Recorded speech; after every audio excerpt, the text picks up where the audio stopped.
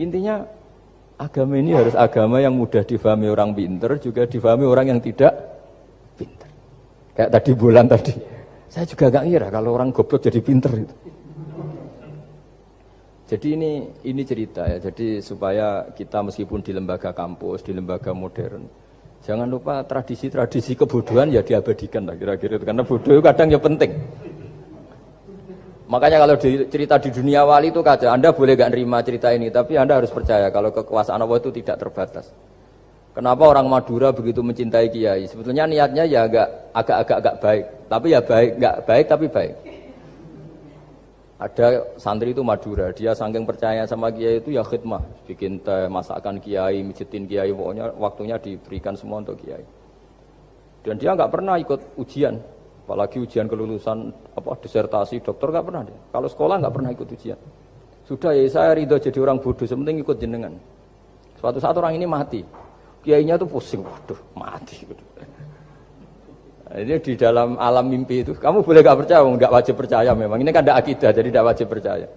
Ditanya sama malaikat, Marabbuka, Tuhan kamu siapa? Jawabannya lucu, malaikat kamu itu gimana? Di mana-mana tanya sama orang pinter, orang bodoh kok kamu tanya?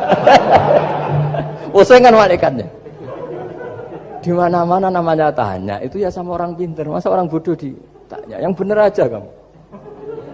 Makanya bodoh ini ya senjata, makanya ini kita kalau pinter ya alhamdulillah, kalau bodoh ya alhamdulillah. Karena bodoh itu penting. Kalau negara ini tidak makmur, yang disalahkan mesti para rektor. Gunanya apa ada rektor kalau nggak solusi bagi bangsa ini? Orang bodoh pasti nggak disalahkan kan? Nanti kalau ada hisab, kenapa Indonesia carut marut? Yang dipanggil Allah itu menteri, rektor, pasti itu. Apa kontribusi Anda sebagai orang pinter, sebagai profesor, sebagai orang bodoh aman? Santai, nggak kena panggilan kan? Karena Anda harus bertanggung jawab. Akhirnya terus malaikat tanya, lalu yang pinter siapa? Yang di atas itu, kiainya yang nalkin itu, yang di atas itu. Walhasil kiainya itu karena wali itu dengar. Ya wile cung bodoh kok terus nganti wis mati. bodoh kok kamu bawa sampai mati. Jadi kadang orang bodoh itu ya pinter tadi. Malaikat tuh kamu tuh gimana? Di mana-mana tanya itu ya sama orang pinter. Orang bodoh kok kamu tanya. Ya ribet kan kalau sudah ketemu seperti itu. Nah, Nabi juga sering ngalami dialek sama orang bodoh. Kadang Nabi yang ngalah, kadang logikanya orang bodoh itu lebih gampang. Itu ada orang pencari dop itu semacam kayak biawak ya. Tapi tidak biawak, kayak semacam biawak. Itu ketemu Nabi, kamu tahu kalau saya ini Rasulullah? Tidak tahu ya. Ya kamu harus iman kalau saya ini Rasulullah. Hatta yu'mina laka hadad dop. Ya kalau hewan ini iman sama kamu ya saya iman. Ribet kan ukurannya itu. Waduh, untung Nabi betul. Terus Nabi tanya, Dop, kamu tahu kalau saya Rasulullah? Terus Dopnya saat itu bisa bicara, asyhadu annaka Rasulullah, terus baru iman. Imannya tanya, kenapa kamu iman sama Rasulullah? Hewan aja tahu kalau dia Nabi, apalagi manusia. Sehingga masyhur itu di acara-acara kita kalau wadhabbu wal ghazalah yasyadani laka bir risalah itu wadhabbu wal ghazalah yasyadani laka bir risalah. Sehingga kekeliruan kita, saya sering ngomong di mana-mana, matur di mana-mana. Masyarakat Indonesia mayoritasnya tetap yang enggak pinter. Orang Islam mayoritas yang enggak pinter. Lalu orang enggak pinter ini diabaikan sehingga mereka enggak jadi energi yang luar biasa untuk mengawal Islam atau mengawal Indonesia. Itu keliru menurut saya. Menurut saya orang-orang yang enggak pinter pun itu punya nurani. Zaman kita dijajah Belanda, itu tidak semua orang rektor, tidak semua orang profesor, tidak semua orang kiai, tidak semua orang alim.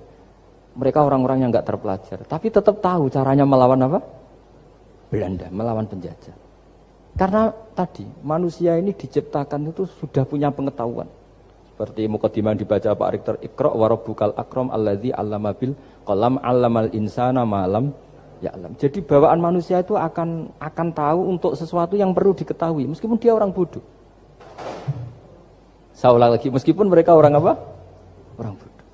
Di sini ini Islam datang yastawi fistifadatiha fistifadati syariah ar-rijalu wasibyan, bahwa ukuran kebenaran itu adalah siapapun mudah tahu bahwa angka 2, angka 3, angka 5 itu adalah far'ul wahid, cabang dari angka 1. Fal aslu huwal wahid, yang asli adalah angka 1. Dan 1 ini harus 1. 0, itu ditemukan untuk setelah ada angka 1, jangan keliru kamu. Tanpa ada angka 1 tidak ada 0, 0, ada gunanya kalau ada 01. Misalnya ada orang bilang, tapi kan ada 0,5, tetap saja harus ada angka 1, nggak bisa. Kamu bayangkan 0,5 kan karena ada 1. Artinya apa? Kamu bilang separuh dari 1. Tapi itu pun karena sudah ditemukan aljabar. Makanya kalau dalam matematika Arab, mungkin di sini banyak orang eksak. Kalau matematika Arab itu mudah sekali, Pak. Orang Arab itu nggak mau bilang 2,5. Misalnya zakatnya tijarah itu 2,5. Itu kan kalau kita zaman SD kan garap porogabit. Itu orang Arab nggak mau. Saya pernah cepet-cepetan garap matematika, yang ahli matematika sama saya, itu cepet saya. Karena saya pakai matematika bodoh. Justru itu gampang. Kalau orang Arab cara berpikir gini, kalau bilang 2,5 itu rubu'ul usur. Apa? Rubu'ul usur. Dari rubu'ul usur gini, 1/4 dari 1/10. Jadi misalnya 100 1/10-nya berapa? 10. Setelah 10, 1/4-nya berapa? 2,5. Jadi bertahap, rubu'ul usur. Sehingga misalnya gitu, 1 juta kan angkanya nolnya kan 6. Kalau kamu porogabit 2,5 kan kuweselan dia porogabit. Kalau orang Arab gampang, 1 juta 1/10-nya berapa? 100. 1/4-nya 25. Berarti 2,5-nya 1 juta 25.000. Orang Arab bilangnya rubu'ul usur. 1/4 dari 1/10. Jadi di 1/10-kan dulu baru di 1/4. Jadi lebih cepat.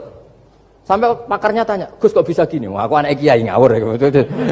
Saya ini, makanya banyak orang pesantren itu pintar matematika. Sebetulnya matematika yang model, ya sebenarnya kayak agak model bodoh itu. Tapi itu gampang, orang awam gampang.